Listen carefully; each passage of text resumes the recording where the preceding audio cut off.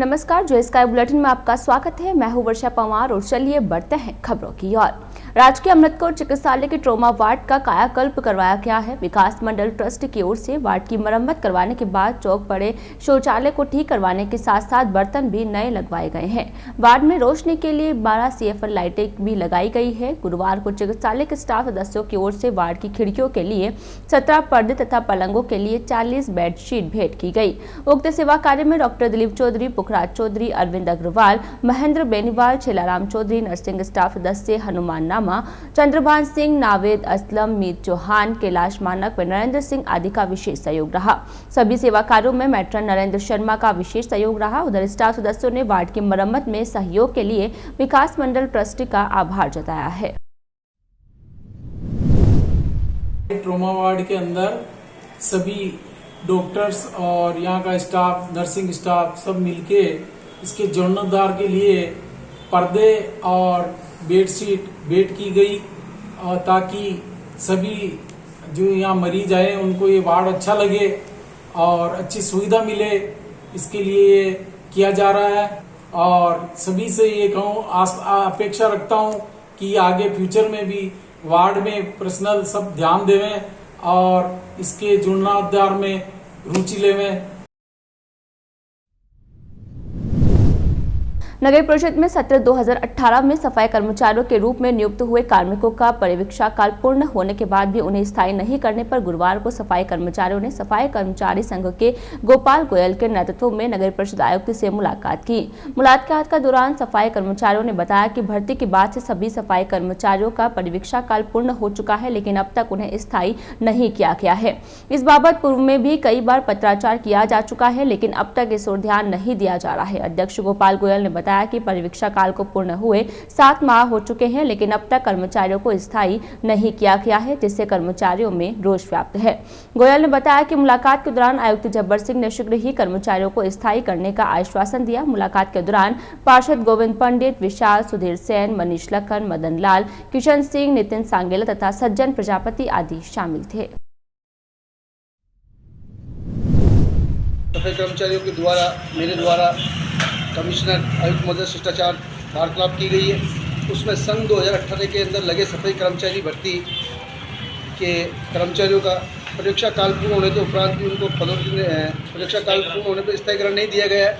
तो हमने कमिश्नर महोदय से अनुरोध किया है कि भाई सन होली के पर्व को देखते हुए वर्ष 2018 के सफाई कर्मचारियों को स्थायीकरण कर दिया जाए और अगर किसी के द्वारा अगर कोई शिकायत की गई है तो उसकी जाँच कराई जाए और जांच में अगर कोई दोषी पाया जाता है या कोई फर्जी तरीके से नियुक्ति ली है तो उसको आप अपने स्तर से उसके खिलाफ अनुशासनात्मक कार्रवाई करें। सफाई भर्ती 2018 के कर्मचारी जिनका कि 7 महीने हो चुके हैं, जिनका कि अभी तक स्थायीकरण नहीं हो पाया है कुछ जांचों की वजह से, आज सामान्य कमिश्नर महोदय के समक्ष उपस्थित होकर तमाम कर्मचारियों के साथ में आज हमने नगर परिषद सफाई कर्मचारी संघ के माध्यम से हमने मुलाकात की।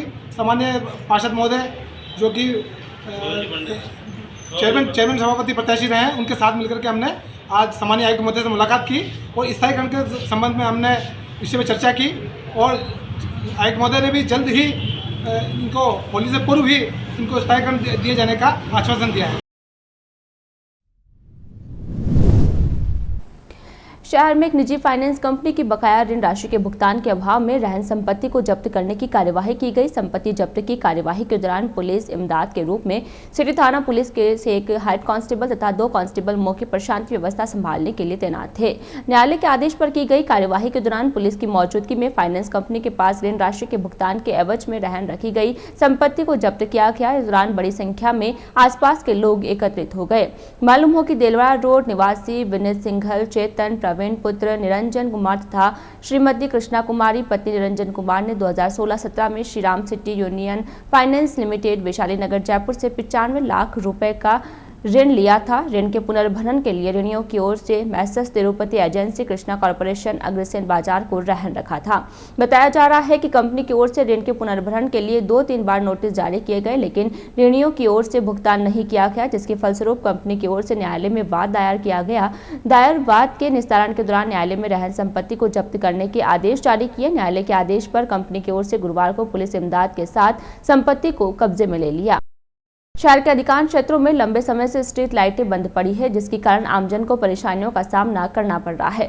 स्ट्रीट लाइटों के अभाव में शहर के वार्डों में रात के समय अंधेरा रहता है, जिसके चलते वार्डों में चोरी का खतरा बढ़ रहा है। साथ ही रात के समय वार्डों की गलियों से निकलने में परेशानियां उठानी पड़ रही है। बंद स्ट्रीट लाइटों को शीघ्र चालू करवाने की मांग को लेकर गुरुवार को भारतीय जनता पार्टी के पार्षदों ने नगर परिषद आयुक्त झब्बर सिंह से मुलाकात की। मुलाकात के दौरान पार्षदों ने बताया कि शहर के अधिकांश वार्डों में रात के समय लंबे समय से स्ट्रीट लाइटें बंद पड़ी है। इस हेतु कई बार परिषद की रोशनी शाखा में शिकायत की गई, लेकिन इस ओर ध्यान नहीं दिया जा रहा है, जिसके कारण वार्डवासियों में रोष व्याप्त है और जनप्रतिनिधि अपनी सुनवाई नहीं होने से खफा है। आयुक्त से मुलाकात के दौरान कक्ष में रोशनी शाखा के कर्मचारियों को भी बुलाया गया। इस दौरान पार्षदों की ओर से की गई शिकायतों को लेकर की गई चर्चा के दौरान रोशनी शाखा के कर्मचारी तथा पार्षदों के बीच कहासुनी हो गई। पार्षदों का आरोप था कि जनप्रतिनिधियों की सुनवाई नहीं होती है। इस बात पर रोशनी शाखा कर्मचारियों ने आरोपों को निराधार व झूठा बताया। इस बात को लेकर पार्षद पिंकी कुमावत तेज में आ गई। उन्होंने कर्मचारी पर झूठ बोलने का आरोप लगाया। पार्षदों ने बताया कि हर बार कंपनी का बहाना बनाकर टाल दिया जाता है। इस दौरान कई पार्षदों ने रोशनी शाखा के कर्मचारियों को हटाने की मांग कर दी। मामला बढ़ता देख आयुक्त ने कर्मचारी को काम करने की हिदायत देते हुए पार्षदों की समस्या का तुरंत समाधान करने का आश्वासन दिया। आयुक्त से मुलाकात करने वालों में पार्षद पिंकी कुमावत, रवि चौहान, हंसराज शर्मा, कुलदीप बोहरा, जय कड़ीवाल, मोहन सिंगारिया, सुनीता भाटी, गोपाल सिंह रावत, वीरेंद्र सिंह राठौर, शंकर यादव, गोपाल झंवर, निर्मल पवार सहित अन्य शामिल थे। पार्षदों ने शहर की जो समस्या है लाइटों की, तो पूरे शहर भर में कई जगहों पर लाइटें बंद पड़ी है। इसकी शिकायत को लेकर के यहाँ जो संबंधित अधिकारी है रोशनी शाखा में राजेंद्र कुमार, उससे पार्षदों ने शिकायत की, तो उल्टा राजेंद्र सिंह ने मतलब कि पार्षदों को संतोषजनक जवाब देने के बजाय उल्टा सीधा कहा और महिला पार्षद जो है उनसे भी अभद्र भाषा में बात की। इस दरमियान फिर कमिश्नर साहब और चेयरमैन साहब से हम मिले, सभी पार्षद दल, और वहाँ रोशनी की समस्या के लिए लेकर के अवगत कराया, बंद पड़ी लाइटों को लेकर के अवगत कराया। संबंधित जो कर्मचारी जो अभद्र भाषा में पार्षदों से बातचीत कर रहा था उसके खिलाफ कार्रवाई करने के लिए हमने मांग की है। तो हमें कमिश्नर साहब और चेयरमैन साहब ने आश्वस्त किया है कि भाई इसको इस विभाग से हटा दिया जाए। मैंने रोशनी विभाग में करीब 13 महीने से कंटिन्यू उनको मैं शिकायत कर रही हूँ, पर अभी तक कोई भी शिकायत का सलूशन नहीं निकला। और जब आज मतलब सभी लोग सारे पार्षद मिलके, और सारे पार्षदों की यही समस्या है, और आज हम सारे पार्षद मिलके आयुक्त साहब से जब बात की तो आयुक्त साहब ने हमारे को संतोषजनक जवाब दिया है। और जो सुरेंद्र, उनका नाम है रोशनी विभाग में, तो उन्होंने हमारे लेडीज़ों से बदतमीज़ तरीके से बात की। लंबे समय बाद उपखंड में एक बार फिर कोरोना संक्रमित सामने आने लगे हैं। विगत 5 दिनों से लगातार सामने आ रहे संक्रमितों के चलते शहर में संक्रमितों का आंकड़ा 4 तक पहुंच गया है। गुरुवार को मिले 2 कोरोना संक्रमितों को मिलाकर 4 संक्रमितों ने प्रशासन की चिंता बढ़ा दी है। बढ़ते संक्रमण के आंकड़ों पर उपखंड अधिकारी श्वेता चौहान ने भी चिंता जताई है। कोविड-19 प्रभारी शलभ टंडन ने बताया कि शहरवासियों की लापरवाही आमजन पर भारी पड़ने लगी है। उन्होंने बताया कि कोरोना गाइडलाइन की पालना नहीं करने तथा संक्रमण से बचाव हेतु मास्क का उपयोग करने में बढ़ती जा रही लापरवाही के चलते ही एक बार फिर संक्रमित सामने आ रहे हैं। गुरुवार को 2 कोरोना संक्रमितों के सामने आने के बाद उपखंड अधिकारी श्वेता चौहान ने आमजन से अपील की है कि वर्तमान में 60 वर्ष से अधिक उम्र के वरिष्ठ नागरिकों का टीकाकरण किया जा रहा है, लेकिन प्रतिदिन के लिए जा रहे कोरोना सैंपल्स में से पिछले कुछ दिनों से संक्रमितों के सामने आना गंभीर विषय है। उन्होंने अपील की है कि संक्रमण को रोकने के लिए कोरोना गाइडलाइन की पालना करते हुए सोशल डिस्टेंसिंग रखते हुए मास्क का उपयोग करें तथा बार-बार हाथों को धोते रहे। SIERT उदयपुर के निर्देशानुसार DIET मसूदा की ओर से संचालित राजकीय विद्यालय में बाल वाटिका नवाचार की उपादेयता विषय को लेकर राजकीय पटेल उच्च माध्यमिक विद्यालय में 4 दिवसीय कार्यशाला के आयोजन के तहत विस्तृत चर्चा की जा रही है। 4 दिवसीय कार्यशाला के दौरान जिले भर के सभी ब्लॉकों से करीब 24 विद्यालय के शिक्षकगण भाग ले रहे हैं। प्रभारी अधिकारी व डाइट प्रधानाचार्य भानु प्रताप सिंह तथा राजेश जिंदल के सानिध्य में आयोजित कार्यशाला के दौरान दक्ष संकलन का कार्य एक विश्लेषण में किया गया। कार्यशाला के दौरान छोटे बच्चों को स्कूलों से जोड़ने के लिए शोध किया जा रहा है। कार्यशाला में किए गए शोध के परिणामों से राज्य सरकार से अवगत कराया जाएगा ताकि उक्त शोध पर विचार विमर्श किया जाकर उसे लागू किया जा सके। कार्यशाला में राजेश गुड़ेसर, सुरेश फुलवारी, नरेंद्र सिंह रावत, राजेश परिहार, धर्मपाल गुर्जर तथा भगवान सिंह सहित अन्य शामिल थे। मैं नरेंद्र सिंह रावत, व्याख्याता, राजकूच माध्यमिक विद्यालय कोटड़ा। राजकूच पटेल माध्यमिक विद्यालय में जिला स्तरीय शोध कार्यशाला चल रही है। जो प्राथमिक स्तर पर जो कक्षाएं हैं उससे भी पूर्व प्राथमिक स्तर पर बाल वाटिका निर्माण से संबंधित ये शोध कार्यशाला है। इसमें हम ये रिसर्च कर रहे हैं कि जो 3 से 5 वर्ष आयु वर्ग के जो छात्र छात्राएं हैं उनको किस प्रकार विद्यालय से जोड़ा जाए और उनको जो नर्सरी कक्षा जो प्राइवेट विद्यालयों में चलती है उसका कॉन्सेप्ट हम राजकीय विद्यालयों में भी लागू कर पाएँ, इस विषय पर ये शोध तैयार हो रहा है। राज्य सरकार के शिक्षा विभाग की ओर से 8वीं बोर्ड की परीक्षा की तैयारियां शुरू हो गई है। 25 मार्च तक 8वीं के आवेदन भरे जाएंगे। राज्य सरकार की ओर से 5वीं तक की परीक्षा को लेकर अभी गाइडलाइन जारी नहीं की गई है। सरकार के निर्देश पर ही यह तय किया जाएगा कि कक्षा 1 से 5वीं तक के बच्चों की लिखित परीक्षा होगी या नहीं। सरकार व शिक्षा विभाग ने 5वीं तक के बच्चों को स्कूल नहीं बुलाने के निर्देश जारी किए हैं। पारी प्रभारी राजेंद्र प्रजापति ने बताया कि पटेल स्कूल में भी 8वीं बोर्ड परीक्षा के लिए आवेदन पत्र भरवाए जा रहे हैं। परीक्षार्थी विद्यार्थियों से आवश्यक दस्तावेज मंगवा बोर्ड फॉर्म भरवाने की प्रक्रिया जारी है। प्रजापति ने सभी विद्यार्थियों से 25 मार्च तक अपने अपने आवेदन भरने की अपील की है। राजस्थान सरकार के द्वारा 8वीं कक्षा के बोर्ड के फार्म भरवाए जा रहे हैं। अंतिम तिथि 25 मार्च है।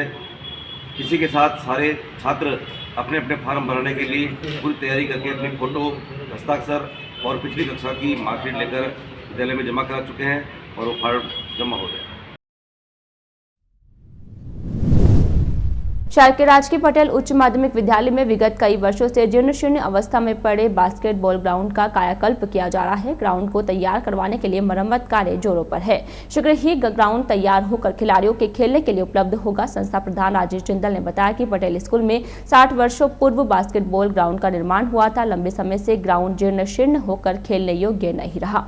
विगत दिनों विद्यालय प्रबंधन समिति ने ग्राउंड की मरम्मत करवाने के लिए राज्य सरकार से आग्रह किया, लेकिन सरकार की ओर से मात्र 2 लाख रुपए का बजट ही स्वीकृत किया गया, जो कि अपर्याप्त था। जिंदल ने बताया कि ग्राउंड की मरम्मत पर लगभग 3 से 3.5 लाख रुपए का खर्च आएगा। इस पर विद्यालय के स्टाफ सदस्यों तथा शहर के कुछ भामाशाहों ने सहयोग की मंशा जताते हुए सहमति प्रदान की। इसके बाद विद्यालय में बास्केटबॉल ग्राउंड की मरम्मत शुरू की गई है। शीघ्र ही ग्राउंड बनकर तैयार हो जाएगा। संस्था प्रधान जिंदल ने ग्राउंड की मरम्मत में सहयोग के लिए स्टाफ सदस्यों तथा भामाशाहों का आभार जताया है। पटेल स्कूल में बास्केटबॉल का ग्राउंड का निर्माण सन 60 के दशक में हुआ था। आज 50 साल से अधिक अवधि बीत जाने पर बास्केटबॉल ग्राउंड पूरी तरह से जीर्ण शीर्ण हो गया। इसके पोल सड़ गल गए और ये खेलने योग्य नहीं रहा था। अतः विद्यालय प्रबंधन ने राज्य सरकार से अनुरोध किया और राज्य सरकार ने 2 लाख रुपए का बजट इसके मरम्मत हेतु पारित किया, किंतु ये बजट अपर्याप्त था क्योंकि इसकी लागत लगभग 3.5 से 4 लाख रुपए आनी है।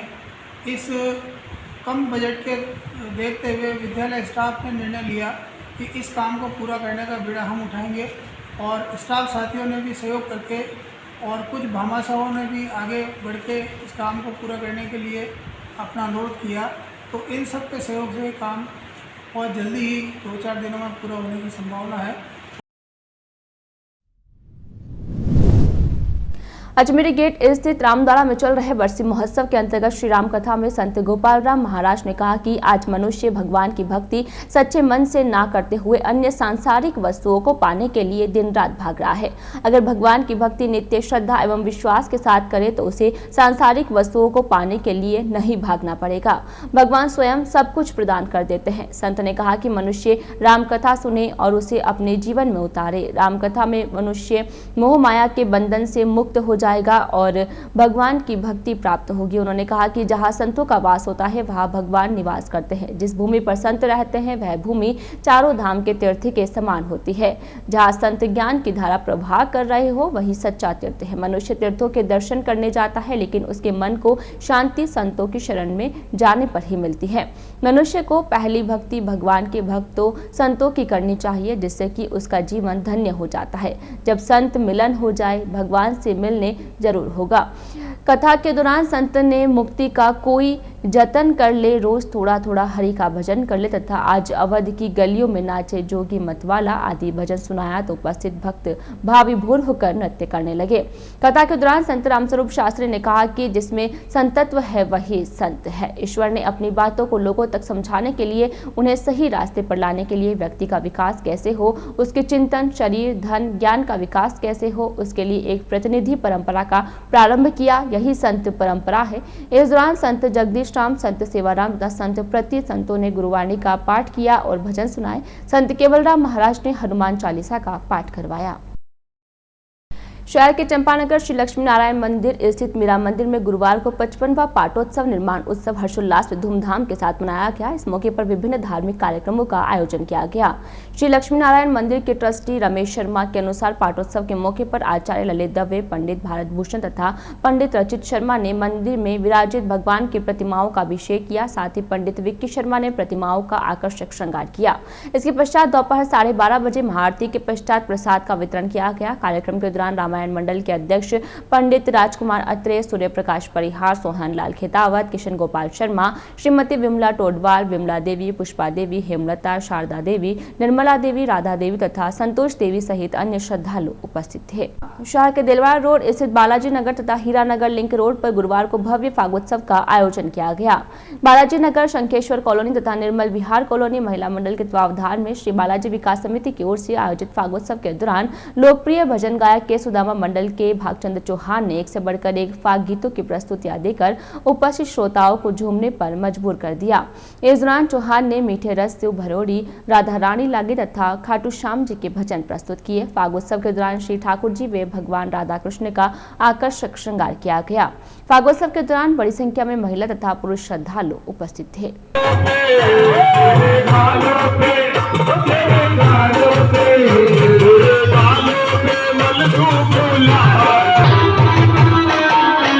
शहर में लंबे समय के बाद गुरुवार को दोपहर 3:45 पर एक बार फिर रहस्यमयी धमाके की गूंज सुनाई दी। इस दौरान अनजान धमाके की आवाज से शहरवासी सहम उठे। लोग घरों से बाहर निकल आए। धमाके के दौरान घरों और दुकानों में रखा सामान गिरकर इधर उधर बिखर गया। शहर में लंबे समय के बाद हुए धमाके को लेकर शहर में चर्चाएं होने लगी। हालांकि प्रशासन की ओर से इस धमाके को लेकर किसी प्रकार की कोई जानकारी नहीं दी गई है। उधर उक्त धमाके की आवाज उपखंड के ग्रामीण क्षेत्रों के साथ साथ आसपास के अन्य कस्बों में भी सुनाई देने की जानकारी मिली है।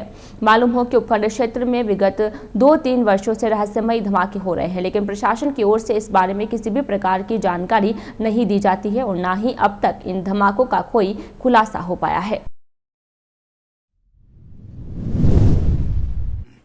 मैं जब चाय बना रही थी तो एकदम इतना तेज से धमाका हुआ कि ये सारे छीके में से बर्तन गिर गए और ये चाय चीनी के डिब्बे गिर गए। बहुत तेज धमाका हुआ। जब बाहर देखे तो बहुत सारे जने आ गए थे, भाई धमाका किसका हुआ। ये 8-10 सालों से हमेशा ही धमाका होता रहता है। हर 2-4 महीने में तो ऐसे धमाके होते ही रहते हैं। पूरा मकान ही धुज गया था बिल्कुल। दरवाजे सब खणखण करने लग गए थे 2 सेकंड के लिए तो। और ये ऊपर है ना, उधर दरार भी आ गई। पहले भी जैसे आई, पहले 2-3 दरार, हर बार धमाका होता है ना तो एक न एक दरार बढ़ती जा रही है मकान के अंदर। कभी 2 थी, 4 थी, अब तो 5-6 दरारें आने लग गई। हर पोर्शन में दरारें आने लग गई। आज धमाका हुआ 3:45 पे, काफी भयावह था और ऐसा लग रहा है कि ये सिलसिला अब रुकने का नाम नहीं ले रहा है। इसे प्रशासन को समझना चाहिए ये धमाके क्यों हो रहे हैं, क्या कारण है, इसका निश्चित समाधान होना चाहिए। इससे शहर को काफी नुकसान भी हो रहा है और जनता भयभीत है इस अनजान से धमाकों से। मैं दुकान बैठा था तो दुकान में मेरी अधिकांश बढ़िया जो एक दूसरे पे जमी हुई थी वो थरथरा के सारे कांच झीलने लग गए, वो गिर भी गई और काफी नुकसान भी हुआ है। जन अभियोजन निराकरण विभाग द्वारा जारी दिशा निर्देशों के अनुरूप द्वितीय क्लस्टर में शामिल ग्राम पंचायतों की जन सुनवाई गुरुवार को ग्राम पंचायत ब्यावरखास के भारत निर्माण राजीव गांधी सेवा केंद्र में की गई। उपखंड अधिकारी की उपस्थिति में आयोजित जन सुनवाई में ग्राम पंचायत ब्यावरखास, रूपनगर, देलवाड़ा, बलाड, सुहावा, पाखड़ियावास, नुंद्री, मेंद्रातान, मेरिया, सरमाली तथा फतेहगढ़ सल्ला के ग्रामीणों ने भाग लिया। जन सुनवाई के दौरान उपस्थित अधिकारियों ने ग्रामीणों की समस्याओं को सुनते हुए उनके त्वरित समाधान भी किए। इस दौरान ग्रामीणों ने अपने क्षेत्रों की समस्याओं को लेकर अधिकारियों को ज्ञापन के मार्फत तथा मौखिक रूप से अवगत कराया। जन सुनवाई के दौरान कुल 43 प्रकरण प्राप्त हुए, जिनके शीघ्र समाधान के लिए एसडीएम ने अधिकारियों को निर्देश दिए। इस दौरान उपस्थित अधिकारियों ने सभी ग्रामीणों को कोरोना संक्रमण को देखते हुए कोरोना गाइडलाइन की पालना करने के लिए प्रेरित किया। पशुपालन विभाग की ओर से संचालित जिला सर्जिकल मोबाइल यूनिट टीम के सदस्यों ने गुरुवार को अ श्रेणी पशु चिकित्सालय में आयोजित शिविर के दौरान रूमेनोटॉमी का सफल ऑपरेशन किया है। इस दौरान टीम के सदस्यों ने 4 घंटे की कड़ी मशक्कत के बाद ऑपरेशन के दौरान एक भैंस के पेट से 60 किलो प्लास्टिक, लोहे की कीले तथा चमड़े के बेल्ट आदि निकालते हुए भैंस का नवजीवन प्रदान किया है। मोबाइल सर्जिकल यूनिट की वरिष्ठ पशु चिकित्सा अधिकारी डॉक्टर नीतू अरोड़ा ने बताया कि गुरुवार को राजकीय पशु चिकित्सालय ब्यावर में आयोजित शिविर के दौरान चांचदार रोड निवासी पशुपालक इंद्रपुत्र आत्माराम की भैंस का रूमेनोटॉमी ऑपरेशन कर उसके पेट से प्लास्टिक सहित अन्य कचरा निकाला गया। उन्होंने बताया कि ऑपरेशन के लिए करीब 4 घंटे का समय लगा है। ऑपरेशन करने वाली टीम में पशुधन सहायक सीताराम, राजेंद्र चांगल, शिवराज, हंसराज, नौरतमल, राहुल कच्छावा, विकास वर्मा, मधु कुमार तथा नवीन सांगेला आदि शामिल थे। में ऑपरेशन किया है, उसमें भैंस ने 50 किलो से अधिक प्लास्टिक का सामान खाया हुआ था, वो निकाला है। प्लास्टिक के सामान के साथ हमने चमड़े के बेल्ट, कीले, सिक्के, चांदी की चीज़ें, कई सारी चीज़ें जो हमने उसके ऑपरेशन करके निकाला है। तो ये सब उससे कहाँ से खाया? हम लोग जब सामान खरीदते हैं और प्लास्टिक की थैलियाँ यूँ भी फेंक देते हैं, या प्लास्टिक की थैली में सामान ऐसे ही फेंक देते हैं, तो ये जानवर चलते चलते उसको खा लेते हैं और धीरे धीरे धीरे ये इनके पेट में जम जाता है। तो इससे जानवर को इतना नुकसान हुआ है कि आप खुद सोच सकते हैं कितने इसके अंदर जहर बन चुका था। इसके अंदर इसका ऑपरेशन करना पड़ा फाइनली। तो आप सभी से रिक्वेस्ट है कि प्लीज़ खुले में प्लास्टिक की थैलियाँ न डालें और इनकी बेजुबानों की ज़िंदगी को खतरे में न डालें। शहर के ब्यावरखास स्थित गौशाला के पास एक बाड़े में रखी लकड़ियों में आग लगाने तथा बाड़े की पक्की दीवार को क्षतिग्रस्त करने का मामला सामने आया है। प्रकरण को लेकर पीड़ित ने 4-5 लोगों के खिलाफ नामजद शिकायत सदर थाने में दी है। शिकायत में बताया गया है कि आरोपियों ने जानबूझकर लकड़ियों में आग लगाई तथा बाड़े की पक्की दीवार को नुकसान पहुंचाया है। सदर थाना पुलिस को दी गई शिकायत में पीड़ित श्याम कुमावत ने बताया कि ब्यावरखास स्थित गौशाला के पास उसका एक पुश्तैनी बाड़ा है, जिसमें गुरुवार को अनुराग, पंकज, हंसराज तथा राहुल सहित अन्य लोगों ने लकड़ियों में आग लगा दी, जिसके कारण लकड़ियां जलकर राख हो गई। पीड़ित ने बताया कि इस दौरान आरोपियों ने बाड़े की पक्की दीवार को भी क्षतिग्रस्त कर दिया। राजकीय अमृतकोट चिकित्सालय की पैथोलॉजी लैब में संचालित होने वाले ब्लड कंपोनेंट यूनिट के संचालन का रास्ता साफ हो गया है। ब्लड सेपरेशन मशीन के अभाव में अटकी यूनिट के लिए एकेच प्रशासन के प्रयासों से भामाशाहों की मदद से मशीन मिल गई है। लगभग 2 साल से एक महत्वपूर्ण मशीन के इंतजार में अभी तक अस्पताल प्रबंधन ब्लड सेपरेशन यूनिट संचालन नहीं हो पा रहा था। जानकारी के अनुसार वर्ष 2017 की बजट घोषणा में सरकार द्वारा प्रदेश के 9 अस्पतालों में ब्लड कंपोनेंट और सेपरेशन यूनिट के लिए स्वीकृति दी थी, जिसके तहत मिले बजट से एकेच की पैथोलॉजी लैब के समीप ही कंपोनेंट और सेपरेशन यूनिट की बिल्डिंग 2019 में बनकर तैयार हो गई थी, लेकिन सेपरेशन यूनिट के लिए आवश्यक रेफ्रिजरेटेड सेंट्रीफ्यूज मशीन नहीं मिल पाई थी, जिसके कारण चिकित्सालय प्रबंधन द्वारा ब्लड सेपरेशन यूनिट के लाइसेंस तक के लिए आवेदन की शर्त पूरी नहीं कर पा रहा है। लंबे समय से विभाग से मशीन नहीं आने के बाद चिकित्सालय ने अपने स्तर पर प्रयास किए हैं और भामाशाहों को मशीन लगाने के लिए प्रेरित किया, जिसके बाद भामाशाहों के सहयोग मिलने पर मशीन मंगाई गई है। गुरुवार को उक्त मशीन ब्यावर पहुंच गई थी, जिसका जल्द ही संबंधित कंपनी के प्रतिनिधि एकेच पहुंचकर इंस्टॉलेशन करेंगे, जिसके बाद यूनिट के संचालन को लेकर आगामी कार्यवाही की जाएगी। कंपोनेंट और सेपरेशन यूनिट का संचालन शुरू हो जाने से एक ब्लड यूनिट से 4 लोगों की जान बचाई जा सकेगी। इसमें ब्लड की एक यूनिट से PRBC, FFP, प्लेटलेट्स, OPC-पीटल को अलग अलग किया जा सकेगा। आज के इस बुलेटिन में फिलहाल इतना ही। पूरी टीम के साथ दीजिए इजाजत, फिर मिलेंगे। नमस्कार।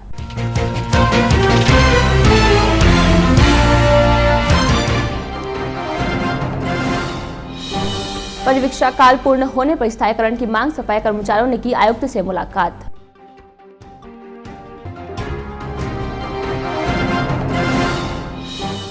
शहर में लंबे समय से बंद पड़ी है स्ट्रीट लाइटें। भाजपा पार्षदों ने की परिषद आयुक्त से मुलाकात।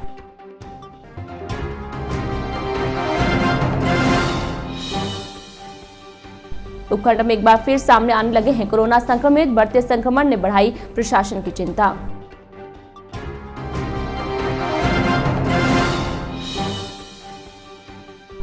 और उपखंड अधिकारी ने की ब्यावर खास में जन सुनवाई। अधिकारियों को दिए समस्या समाधान के निर्देश।